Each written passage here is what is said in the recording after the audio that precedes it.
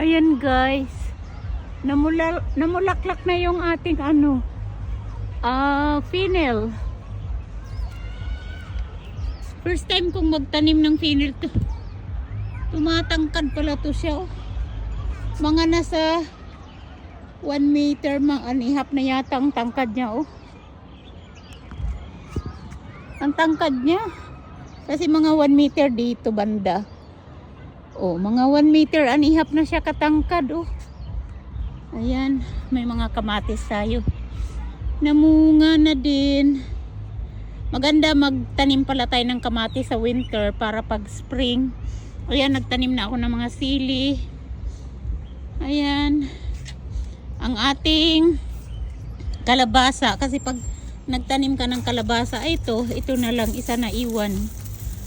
Kasi nga, mamamatay na siya dahil nga pag winter, sa sobrang lamig. Ayan guys. Yung ating kalabasa. Ayan. Isa na lang. Ito na yung ating saging. Nilipat ko na sa styro.